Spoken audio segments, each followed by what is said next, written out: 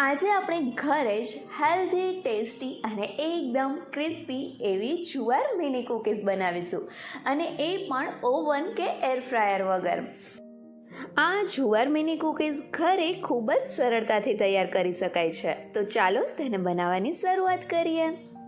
તો તેના માટે સૌથી પહેલાં કોઈ પણ જાડા તળિયાવાળું એટલે કે જાડું વાસણ લઈ તેના તળિયા ઉપર આ રીતે મીઠું પાથરી દઈશું. અહીંયા મેં મીઠું પહેલાં 2 થી 3 વખત વાપરેલું છે, એટલે તેનો કલર ચેન્જ થઈ ગયો છે. અને તેના ઉપર નાનું સ્ટેન્ડ રાખી તેને ઢાંકણ ઢાંકીને આપણે ગેસની મીડિયમ ફ્લેમ ઉપર ગરમ થવા રાખી દઈશું. અને બીજા ગેસ ઉપર મેં એક તપેલું પણ રાખ્યું છે, જેથી બધી જ કૂકીઝ એકસાથે આપણે કરી શકીએ. હવે કૂકીઝ બનાવવા માટે સૌથી પહેલાં મિક્સી જાર લઈ તેમાં 1 વાટકો જુવારનો લોટ લઈ લઈશું. અહીંયા મેં ઘરે દળેલો જુવારનો લોટ લીધો છે, તમે બજારનો લોટ પણ લઈ શકો છો. તેની સાથે 1/4 કપ ચણાનો લોટ લઈ આ બંને લોટને થોડી વાર માટે પીસી લઈશું, જેથી બંને લોટ સરસથી એકબીજા સાથે મિક્સ થઈ જાય અને તેમાં ગાંઠા હોય તો તે છૂટા પડી જાય. હવે તેમાં જ 1/4 ટીસ્પૂન મીઠું, 1/4 teaspoon baking powder, 1/4 teaspoon baking soda અને 2 થી 3 ટેબલસ્પૂન જેટલો કોકો પાવડર ઉમેરીશું. અને ફરીથી આ બધી જ વસ્તુને ગ્રાઇન્ડ કરીને પીસી લેશું, જેથી કરીને બધી જ વસ્તુ એકબીજા સાથે સરસથી મિક્સ થઈ જાય. ચમચી વડે હલાવવાથી બધી જ વસ્તુ બરાબર રીતે મિક્સ નથી થતી. આ રીતે ગ્રાઇન્ડ કરવાથી બધી જ વસ્તુ સરસથી મિક્સ થઈ જાય છે. હવે આ તૈયાર કરેલા પાવડરને સાઈડમાં રાખી દઈશું અને એક મોટું મિક્સર બાઉલ લઈ તેમાં 1/4 કપ જેટલું ઘી અને તેની સાથે જ અડધો કપ ગોળનો પાવડર એટલે કે જેગરી પાવડર જે બજારમાં મળે છે તે લઈ લઈશું. અને આ ગોળ અને ઘીને બરાબર રીતે મિક્સ કરીશું. અહીંયા મારો પાવડર થોડો જાડો છે. જો પાવડર એકદમ બારીક હોય તો તે ઘી સાથે બરાબર રીતે મિક્સ થઈ જાય છે. અને આ રીતે ઘી ગોળ મિક્સ થઈ જાય ત્યાર પછી તેમાં આપણે 1/4 કપ એકદમ ગરમ દૂધ ઉમેરીશું, જેથી કરીને ગોળ સરસથી ઓગળી જાય. બધી જ વસ્તુને જેમ મિક્સ કરી અને તેમ અહીંયા જોઈ શકાય છે કે દૂધમાં ગોળ ઓગળવા લાગ્યો છે અને તેનો કલર પણ ચેન્જ થવા લાગ્યો છે. એમ છતાં પણ જો દૂધ થોડું ઠંડુ થઈ જાય અને ગોળ બરાબર ઓગળ્યો ના હોય તો આ મિક્સચરને તમે ગેસ ઉપર અથવા તો ઓવન ઉપર અડધી મિનિટ માટે ગરમ કરીને પણ ગોળને ઓગાળી શકો છો. પણ ખાસ ધ્યાન રાખવું, વધારે પડતું આ મિક્સચરને ગરમ નથી કરવાનું. અને હવે અહીંયા જોઈ શકાય છે કે આપણો ગોળ સરસથી ઓગળી ગયો છે. જો ગોળમાં કણી હોય અને તમને કણી જેવું લાગતું હોય તો આ મિક્સચરને તમે ગળાની મદદથી ગાળી પણ શકો છો. અને હવે તેમાં આપણે જે બધા ડ્રાય ઇન્ગ્રીડિયન્ટ્સનો પાવડર કરીને સાઈડમાં રાખ્યો હતો તે ઉમેરીશું. અને હવે બધી જ વસ્તુને બરાબર મિક્સ કરીએ તે પહેલાં તેમાં 1/4 ટીસ્પૂન જેટલો વેનીલા એસેન્સ ઉમેરીશું અને આ બધી જ વસ્તુને બરાબર રીતે મિક્સ કરીશું.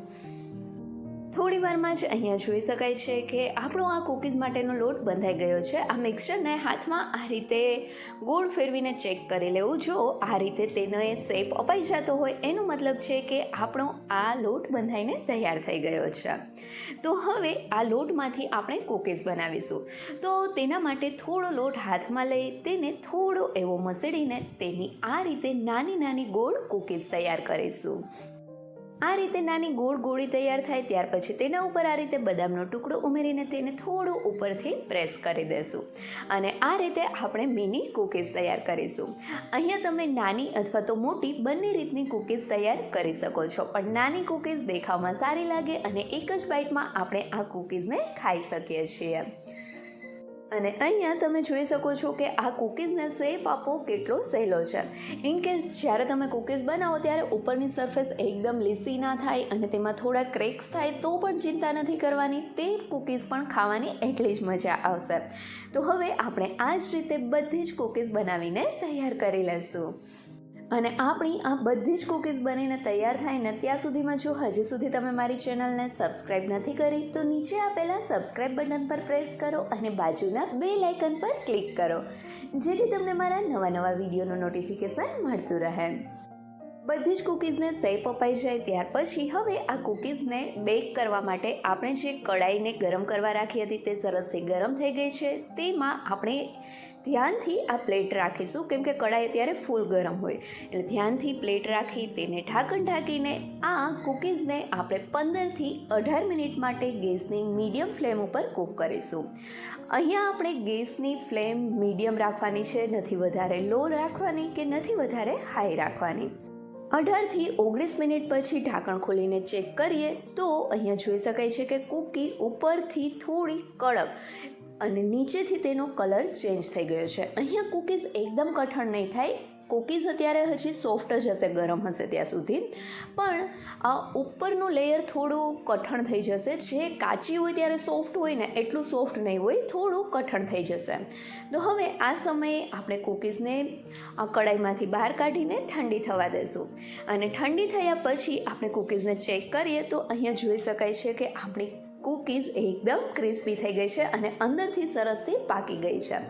જો આ સમયે તમને કૂકીઝ થોડી કાચી લાગતી હોય ને તો તેને તમે કડાઈમાં ફરીથી 10 મિનિટ જેવું ગેસની સ્લો ફ્લેમ ઉપર બેક કરી શકો છો. અને આ કૂકીઝને તમે કોઈ પણ એરટાઇટ કન્ટેનરમાં ભરીને 1 મહિના સુધી સ્ટોર પણ કરી શકો છો. અહીંયા તમે જોઈ શકો છો કે આપણી આ કૂકીઝ કેટલી મસ્ત બની છે.